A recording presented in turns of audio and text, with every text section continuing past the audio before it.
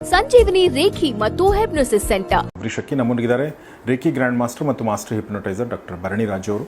Madam ಸ್ವಾಗತ, ನಮಸ್ಕಾರ ಕಾರ್ಯಕ್ರಮಕ್ಕೆ. ನಾವು ಇತ್ತೀಚಿನ ದಿನಗಳಲ್ಲಿ ತುಂಬ ದಿನಗಳಿಂದ ಒಂದು ವರ್ಡನ್ನು ನಾವು ಈ ಮೆಡಿಕಲ್ ಟರ್ಮಿನಾಲಜಿಲಿ ಕೇಳ್ತಾನೆ ಇರ್ತೀವಿ, ಅದು ಸೈಡ್ ಎಫೆಕ್ಟ್ ಅಂತ. ಅಂದರೆ ಒಂದು ಔಷಧ ತೊಗೊಂಡ್ರೆ ಇನ್ನೊಂದು ಸೈಡ್ ಎಫೆಕ್ಟ್ ಆಗುತ್ತೆ, ಇನ್ನೊಂದು ತೊಗೊಂಡ್ರೆ ಅದಕ್ಕೆ ಸೈಡ್ ಎಫೆಕ್ಟ್ ಆಗುತ್ತೆ, ಈ ಥರದ್ದು ಇರ್ತವೆ. ಮತ್ತು ಕೆಲವರಿಗೆ ಅಲರ್ಜಿ ಇರುತ್ತೆ, ಕೆಲವರಿಗೆ ಕೆಲವೊಂದು ಔಷಧಿಗಳು ಆಗೋದೇ ಇಲ್ಲ. ಸೊ ಆ ಥರದ್ದೆಲ್ಲ ನಾವು ನೋಡಿದ್ದೀವಿ. ಈಗ ಅಂದರೆ ಏನೇ ಔಷಧಗಳನ್ನ ತೊಗೊಂಡ್ರೂ ಕೂಡ ಆ ಒಂದು ಕಾಯಿಲೆಯಿಂದ ಹೊರಗಡೆ ಬರೋಕ್ಕೆ ಆಗೋದಿಲ್ಲ. ಇನ್ನೊಂದೇನೋ ಶುರು ಆಗುತ್ತೆ, ಸೈಡ್ ಎಫೆಕ್ಟಿಂದ ಇನ್ನೊಂದೇನೋ ಆಗುತ್ತೆ. ಈ ಥರದ್ದು ಸಮಸ್ಯೆಗಳಿಂದ ಕೆಲವರು ಬಳಲ್ತಿರ್ತಾರೆ.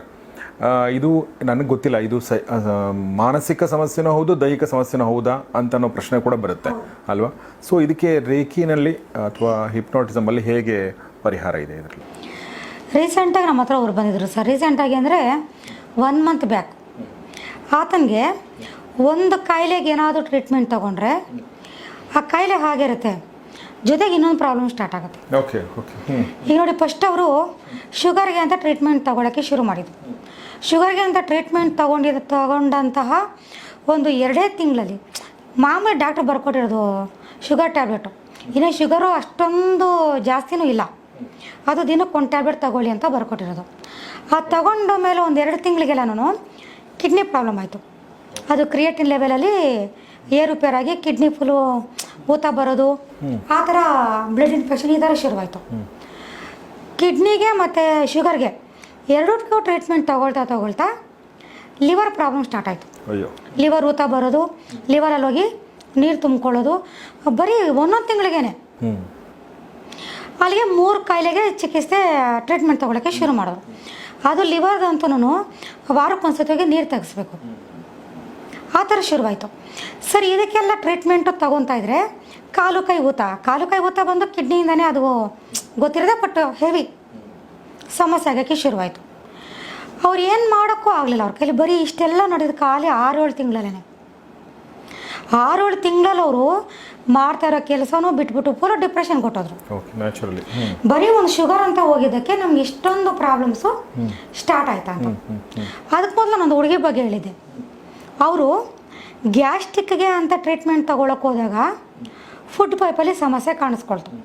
ಫುಡ್ ಪೈಪ್ಗೆ ಅಂತ ಟ್ರೀಟ್ಮೆಂಟ್ ತೊಗೊಂಡಾಗ ಮೆಡಿಸಿನ್ ಓವರ್ ಡೋಸ್ ಆಗಿ ಒಳಗಡೆ ಇರುವಂತಹ ಆರ್ಗನ್ಸು ಒಂದೊಂದು ಇಂಚು ಅರ್ಧ ಇಂಚು ಪ್ಲೇಸನ್ನು ಅಂದರೆ ಪ್ಲೇಸ್ ಬಿಟ್ಟು ಚೇಂಜ್ ಆಗಿದೆ, ಅವ್ರಿಗೆ ಏರುಪೇರು ಆಗಿದೆ.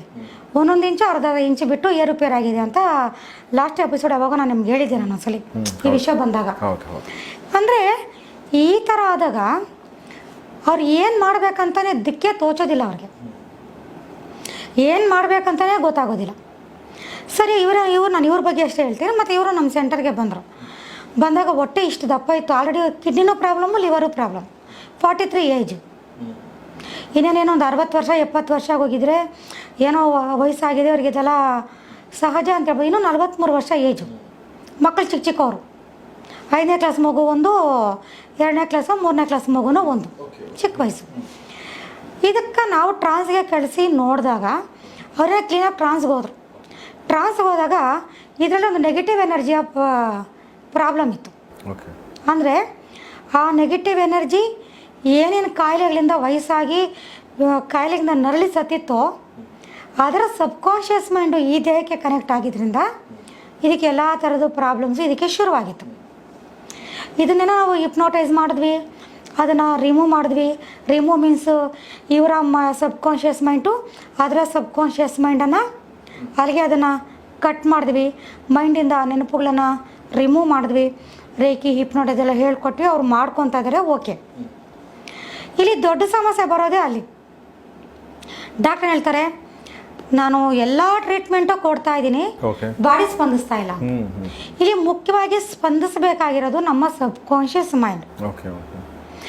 ಯಾವ ಕಾಯಿಲೆ, ಶುಗರ್ ಬಿಡಿ, ಶುಗರು ಬಂದು ನಾರ್ಮಲ್ ಬರ್ತದೆ, ಅದು ಫುಲ್ ಇದು ಬರಲ್ಲ, ನಾವು ತಿಂದಾಗ ಏರುಪೇರು ಆಗ್ತದೆ. ಶುಗರ್ನ ಬಿಟ್ಟು, BP ಶುಗರ್ ಬಿಟ್ಟು ಇನ್ನು ಯಾವುದೇ ಕಾಯಿಲೆ, ಯಾವ ಕಾಯಿಲೆ 2-3 ತಿಂಗಳಲ್ಲಿ ಕ್ಲಿಯರ್ ಆಗೋದಿಲ್ವೋ, ಯಾವ ಒಂದು ನೋವುಗಳು ಪದೇ ಎಷ್ಟೇ ಟ್ರೀಟ್ಮೆಂಟ್ ತೊಗೊಂಡ್ರು ಬರ್ತಾನೆ ಇರುತ್ತೋ, ಅಥವಾ ಯಾವ ಸಮಸ್ಯೆಗಳಿಗೆ ಏನು ಮಾಡಿದ್ರು ಪರಿಹಾರ ಸಿಕ್ಕೋದಿಲ್ವೋ ಅಂಥ ಸಂದರ್ಭದಲ್ಲಿ ನಮ್ಮ ಸಬ್ಕಾನ್ಷಿಯಸ್ ಮೈಂಡು ಸೈನ್ಸ್ ಪ್ರಕಾರ ನಮ್ಮ ಸಬ್ಕಾನ್ಷಿಯಸ್ ಮೈಂಡು ಆ ಟ್ರೀಟ್ಮೆಂಟ್ಗೆ ಅಥವಾ ಆ ಒಂದು ಚಿಕಿತ್ಸೆಗೆ ಅದು ಸ್ಪಂದಿಸ್ತಾ ಇಲ್ಲ, ಓಕೆ ಅದನ್ನ ರಿಸೀವ್ ಮಾಡ್ಕೊತಾ ಇಲ್ಲ ಅಂತ ಅರ್ಥ. ಓಕೆ ಓಕೆ ಅದಕ್ಕೆ ಕಾರಣ ಆ ಕಾಯಿಲೆಗಳಿಗೆ ಕನೆಕ್ಟ್ ಆಗಿರುವಂತಹ ಚಕ್ರಗಳ ಬ್ಲಾಕೇಜಸ್. ಕಿಡ್ನಿ ಪ್ರಾಬ್ಲಮ್ ಬಂತು ಅಂತ ಇಟ್ಕೊಳ್ಳಿ, ಆಗ ಅದಕ್ಕೆ ಕನೆಕ್ಟ್ ಆಗಿರುವಂತಹ ಚಕ್ರ, ಮಣಿಪೂರಕ ಚಕ್ರ ಮತ್ತು ಸ್ವಾದಿಷ್ಠಾನ ಚಕ್ರ ಏನಿದೆ ಅದು ಅಲ್ಲಿ ಬ್ಲಾಕ್ ಆಗಿರುತ್ತೆ. ಹಾರ್ಟ್ ಪ್ರಾಬ್ಲಮ್ ಬರ್ತಾನೆ ಇದೆಯಾ ಅಥವಾ ಹಾರ್ಟ್ ತೊಂದರೆ ಪದೇ ಪದೇ ಆಗ್ತಾನೆ ಇದೆಯಾ, ಅನಾಹತ ಚಕ್ರ ಅಲ್ಲಿ ಬ್ಲಾಕ್ ಆಗಿದೆ ಅಂತ ಅರ್ಥ. ಶುಗರ್ ಬಂದು ಪ್ರಾಬ್ಲಮ್ ಆಗ್ತಾ ಇದೆಯಾ, ಸೋಲಾರ್ ಪ್ಲೆಕ್ಸಸ್ ಚಕ್ರ, ಫ್ಯಾಂಕ್ರಿಯಾ ಮತ್ತು ಮಣಿಪೂರಕ ಚಕ್ರ ಪ್ರಾಬ್ಲಮ್ ಆಗ್ತಾಯಿದೆ ಅಂತ ಅರ್ಥ. ಏನೇ ಮಾಡೋದು ಕಣ್ಣಿನ ಸಮಸ್ಯೆ ಕ್ಲಿಯರ್ ಆಗ್ತಾ ಇಲ್ವಾ, ಆಗ್ನೇಯ ಚಕ್ರ ಪ್ರಾಬ್ಲಮ್ ಆಗ್ತಾಯಿದೆ ಅಂತ ಅರ್ಥ. ಡಿಪ್ರೆಷನ್ಗೆ ಹೋಗ್ತಾ ಇದ್ದೀವಾ, ನಮಗೆ ಆಗ್ನೇಯ ಚಕ್ರ ಮತ್ತು ಸಹಸ್ರಾರ ಚಕ್ರ ಪ್ರಾಬ್ಲಮ್ ಆಗ್ತಾಯಿದೆ, ಬ್ಲಾಕೇಜ್ ಹಾಕಿದೆ ಅಂತ ಅರ್ಥ. ಅಂದರೆ ನಮ್ಮ ಒಂದೊಂದು ಕಾಯಿಲೆಗೂ ಸಂಬಂಧಪಟ್ಟಂತಹ ಚಕ್ರಗಳು ಆ್ಯಕ್ಟಿವೇಶನ್ ಆಗಬೇಕು. ಬ್ಲಾಕೇಜಸ್ಸಿಂದ ಅದು ಬ್ಲಾಕೇಜ್ ರಿಮೂವ್ ಆಗಿ ಅದು ಮತ್ತೆ ಪುನಃ ಚಕ್ರಗಳ ರಿಯಾಕ್ಟಿವ್ ಆದಾಗ ಏನಾಗುತ್ತೆ, ತಾನಾಗ್ತಾನೆ ಬಾಡಿ ಏನು ಮಾಡುತ್ತೆ, ಡಾಕ್ಟ್ರ್ ಕೊಡೋಂಥ ಟ್ರೀಟ್ಮೆಂಟ್ಗೆ ಸ್ಪಂದಿಸೋಕ್ಕೆ ಶುರುವಾಗತ್ತೆ. ಇಲ್ಲ ರೇಖೆಯಲ್ಲೇ ಕೆಲವು ಕಾಯಿಲೆಗಳು ಆರಾಮಾಗಿ ಕ್ಲಿಯರ್ ಆಗುತ್ತೆ, ಅಂದರೆ ಕೆಲವು ಕಾಯಿಲೆಗೆ ಮೆಡಿಸಿನೇ ಇರೋದಿಲ್ಲ ನೋಡಿ. ಈಗ ನಿದ್ದೆಯಲ್ಲೆದ್ದು ನಡೀತಾ ಇರ್ತೀವಿ ಅಥವಾ ಏನೋ ಅಂದರೆ ಕೆಲವು ಮೆಡಿಸಿನ್ ಇಲ್ದಿರೋಂಥ ಸಮಸ್ಯೆಗಳಿರುತ್ತೆ ನಮ್ಮಲ್ಲಿ.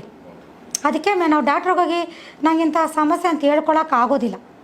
ಅಂಥದಕ್ಕೆಲ್ಲ ರೇಖೆಯಲ್ಲೇ ಬೇಕಾದಷ್ಟು ಆಗುತ್ತೆ, ರೇಖೆ ಹಿಪ್ನೋಟಿಸಲ್ಲೇ. ಕೆಲವಕ್ಕೆ ಟ್ರೀಟ್ಮೆಂಟು ಬೇಕಾಗುತ್ತೆ, ರೇಖೆ ಹಿಪ್ನೋಟಿಸನು ಬೇಕಾಗುತ್ತೆ. ಅಂಥ ಸಂದರ್ಭದಲ್ಲಿ ಮಾಡಿಕೊಂಡಾಗ ಸಂಪೂರ್ಣವಾಗಿ ಆ ಸಮಸ್ಯೆಯಿಂದ ಹೊರಗಡೆ ಖಂಡಿತವಾಗ್ಲೂ ಬರ್ಬೋದು. ಇಲ್ಲಿ